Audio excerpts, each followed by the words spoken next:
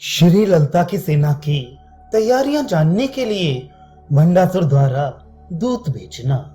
श्री हयग्रीव जी कहते हैं, हे अगस्त्य, अपनी सेना को सांत्वना देकर महादैत्य भंड ने अपने पाश्रम में स्थित दीर्घग्रीव सारथी को क्रोध से लाल आंखें करके कहा, रथ को तैयार करो।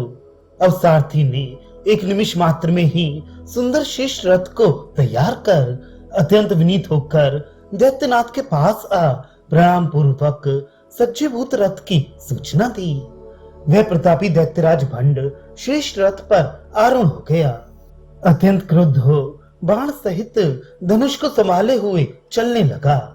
दैत्यराज को युद्ध कारण से सन्नद्ध हुए देखकर और सुनकर दैत्य लोग अत्यंत क्रुद्ध हो अस्त्र शस्त्रों से सचकर आगे दाएं बाएं पार्श्व भाग में और पीठ पीछे उसे घेर कर हाथ में शस्त्रों को लेकर दैत्यों के सुयोधा गण संगबद्ध होकर निकले। राक्षस राज भंड के सभी पुत्र उसके समान ही पराक्रमी थे। उसका बड़ा पुत्र कुटिलाक्ष अमी बल विक्रमशाली था। रथ पर सवार हो भली प्रकार अस्त्रों से सज्जित और कभी युद्ध में पीठ न दिखाने वाले वे सब स्वक्षणी सेनाओं के समेत भंड दैत्य के आगे चले।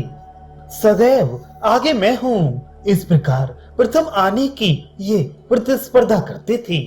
उस दैत्यराज भंड के दोनों भाई विष्णु के समान पराक्रमी विशंग और विशुक्र थे। ये दोनों रथ में विराजमान हो महाधनुर्धारी क्रोध से लाल नेत्र किए शत्रु पक्ष की सेनाओं को जैसे ग्रसित करते हुए हों शीघ्र युद्ध करने चले। ये दोनों प्रत्येक 100 क्षौणियों के साथ थे।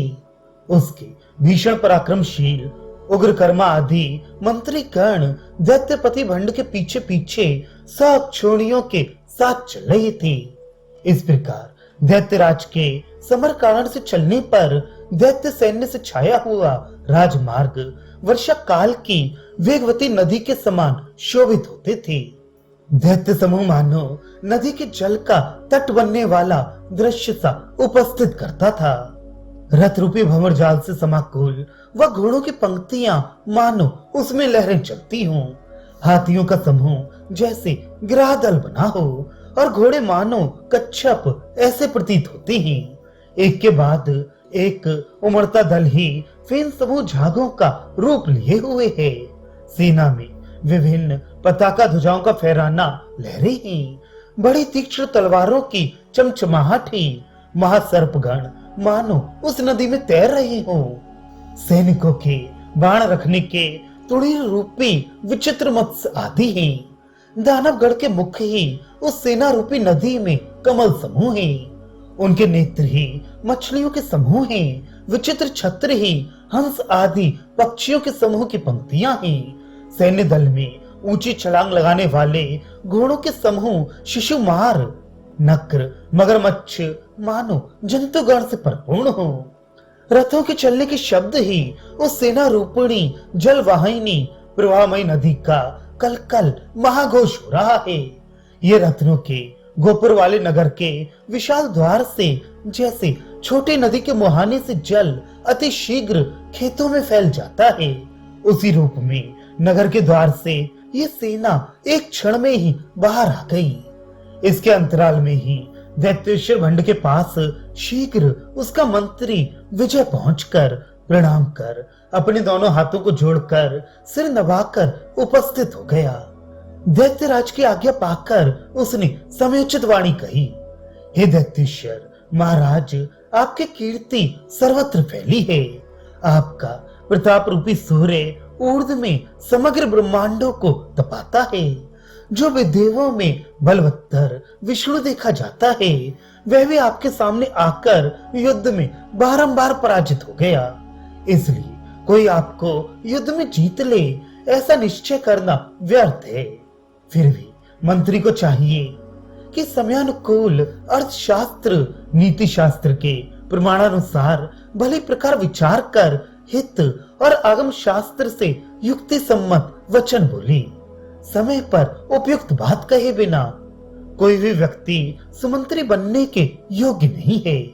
दंड के प्रवर्तन में साम आदि 4 ही उपाय कहे गए हैं। उनमें एक एक भी अपने समय में एक दूसरे से अधिक प्रभावकारी बताया गया है। अन्य काल में मूर्ख मंत्रियों की मंत्रणा पाकर अन्य अनुकूल परिस्थिति के विपरीत कार्य करता हुआ राजा, जैसे कोई कुपथ्य करने वाला रोगी रोग के उपद्रव को बढ़ाकर स्वास्थ्य लाभ नहीं करता, वैसे ही नष्ट हो जाता है। विद्वान और बुद्धिमान लोगों ने इस विषय में बताया है कि राजा अपने दूत तथा गुप्तचर लोगों के द्वारा संपूर्ण शत्रु पक्ष की रक्षा पंक्ति और आक्रमण के साज सज्जा को जानकर युद्ध करे। इससे वह अत्यधिक श्रेय प्राप्त करता है। ऐसे कार्य में शत्रु पक्ष के अभिमत दूत और गुप्तचरों को शत्रुओं में भेजे, जिससे आपकी सेना भी सब प्रकार से शंका मुक्त हो सज्जित हो जाएगी तथा नगर की रक्षा भी विधि पूर्वक हो जाएगी। मुझे स्वामी के सामने समय पर जो विशेष निवेदन करना उचित था, सो आपसे कह दिया। अब आप समयोचित सब कर्म करें। मंत्री के कथन में समय के उपयुक्त वचन सुनकर और उससे बुद्धिमान व्यक्तियों से समर्थ समझकर बंधुगण के समाधान के लिए मंत्रणा करने का दैत्यराज भंड ने निश्चय किया। सेनापति के सहित सेनाओं का वहां विभाग करके उन्हें विविध कार्यों में नियुक्त कर पुर की रक्षा के लिए उसने कुटलाक्ष को छोड़ दिया। अब अमित्रघन नामक मंत्री श्रेष्ठ से भंड महादैत्यराज बोला, हे अमित्रघन, तू जा और मेरे आदेश से उस ललता नाम वाली ललता से कह दे कि सर्वथा निज आश्रय पाने के लिए उपयुक्त तो सुंदरी देवी से मैं युद्ध करना नहीं चाहता, इसलिए तू क्यों मेरे से युद्ध करने यहाँ आई है? यदि समर में लड़ने की तेरी उत्कट इच्छा है तो मुझे भी वह सर्वथा मान्य है। मैं महायुद्ध करने से कभी घबराता नहीं हूँ। तब तो तेरे साथ युद्ध करने में मुझे भय क्यों होगा?